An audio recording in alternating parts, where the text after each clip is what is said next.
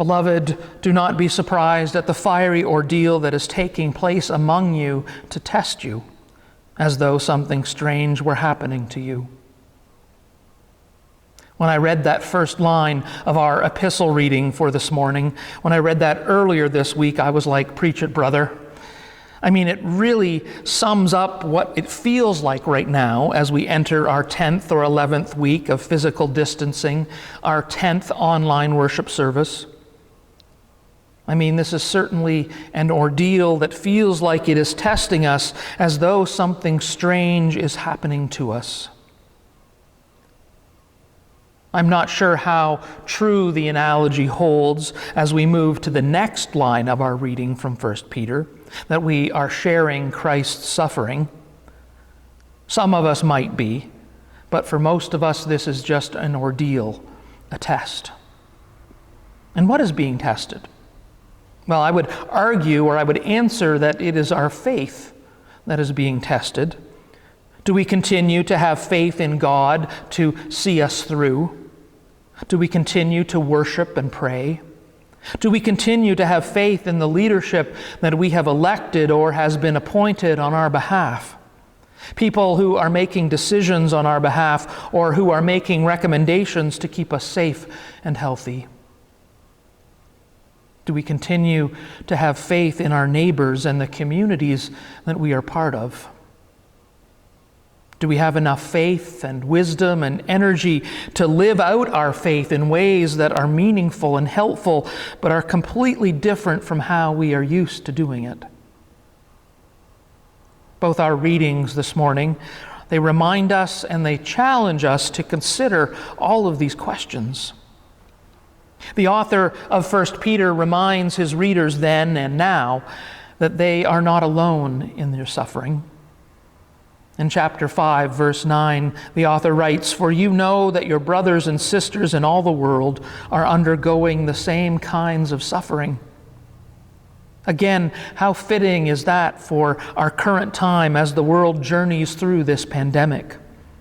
Perhaps we can find some solace in knowing that we too are united in our suffering, that even in our physical isolation, we are never suffering alone. That God is with us, that our families and our friends, our faith community, our neighbors, they are all with us. If not in person, then in spirit and in a shared ordeal. Our gospel reading this morning from the Gospel of John is the very end of what is called the farewell discourse. 4 chapters of Jesus saying goodbye to his disciples at what we call the Last Supper. And we have been reading parts of it the last 2 weeks, and today we hear Jesus summing up. We hear him summing up this long goodbye. And in this 4-chapter goodbye, Jesus has not shied away from the difficult topic of his own suffering and death, or the difficulties which lay ahead for the disciples. 2 things stand out immediately for me when reading this passage. First, there is an emphasis on unity or oneness. And throughout the Gospel of John, this unity is emphasized, that unity that is shared between Jesus and God. Right at the very beginning, Jesus is introduced as the Word who was with God and was God. And now in this passage where Jesus offers a final prayer for his disciples, the understanding of that unity, it expands to include the followers of Jesus. Jesus reveals this unity as a visionary hope that his followers would be one, just as he was one with God. And at the same time, there is also an emphasis on the world. And the world has a very prominent and complex place in John's Gospel. The world is a creation of God. The world is an object of God's love and work, but the world at the same time is often characterized as being hostile to God's work, or that it just doesn't know God. Jesus prays for the world. He sends his disciples into the world so that the world will no longer be separate from God. Jesus was sent to enlighten the world, to give life to the world, to save the world, to invite the world to join in the love that he shares with God. So we can see that the world does not mean just one thing in John's gospel. Rather, it has a range of meaning which reveals a dynamic movement in this whole gospel. A world that was in positive relationship to God as God's creation, which then becomes hostile, opposed to God when it rejects Jesus. But as the gospel shows, God works to break down those divides between God and the world as people who encounter Jesus as a living person or through his disciples, through his followers. They are invited to believe, to become part of creation, part of that whole world once again. And John tells us that this is the very purpose, the very reason for the incarnation, for God taking on flesh in the person of Jesus. Jesus as a human who is one with God and is God, only he can create this dynamic movement. It is divine love for the world that drives God's work in the Gospel of John. And in one of the most revealing verses, the narrator tells us, no one has ever seen God. It is God, the only Son, who is close to his Father's heart, who has made him known.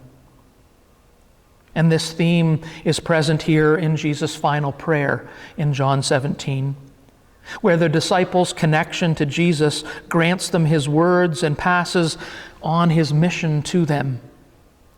As you have sent me into the world, Jesus says, so I have sent them into the world. I'm reminded of a scene in a Disney movie, The Lion King, where Rafiki tells the adult Simba, who is grieving the death of his father, Mufasa, that he knows where his father is. He takes Simba to a pool of water and tells him to look down. And Simba complains, that's not my father, that's just my reflection. No, look harder, Rafiki says.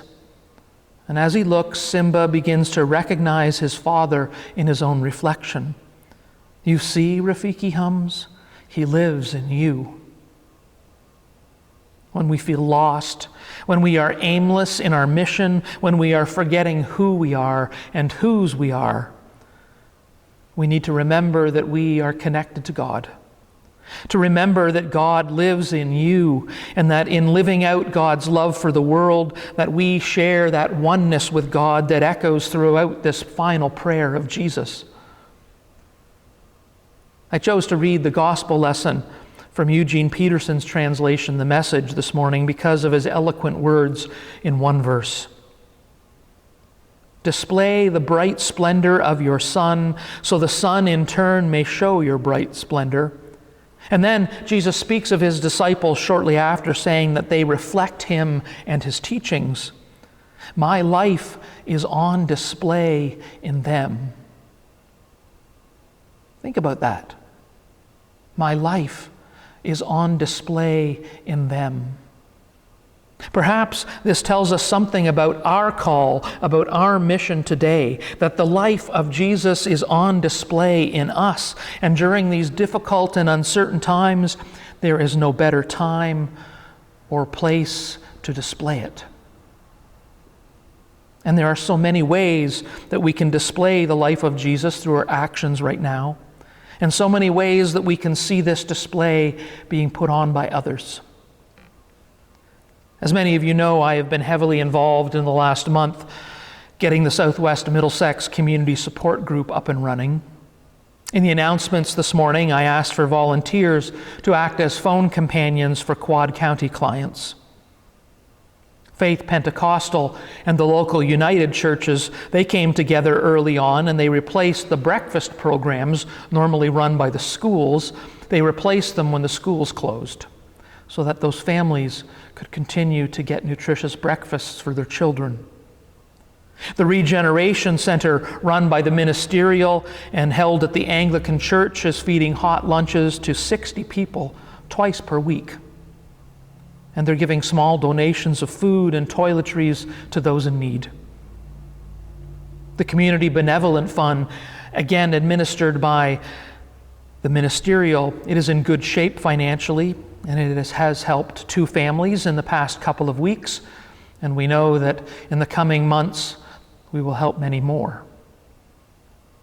The food bank is in great shape financially and stocked with food and is ready to help those in need in the coming months.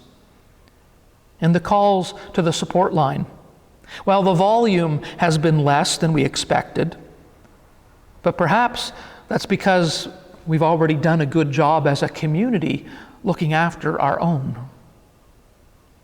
And of the calls that we have received, surprisingly again, the majority of the calls that we have received have not been for people asking for help.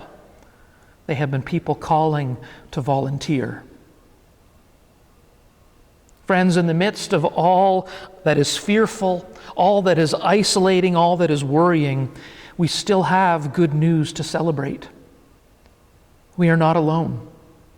God is with us, and God's people, God's Spirit is everywhere. We live in a community that loves and supports each other.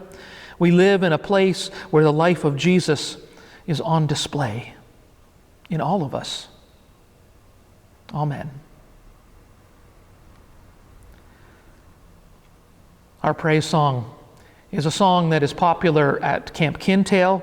It is a song that I have sung and found to be very popular at Canada Youth. It's a praise song called Light the Fire. And I really like the chorus this morning. It's a reminder that even in troubling times, God is at work trying to rekindle our spirits. God can light the fire within.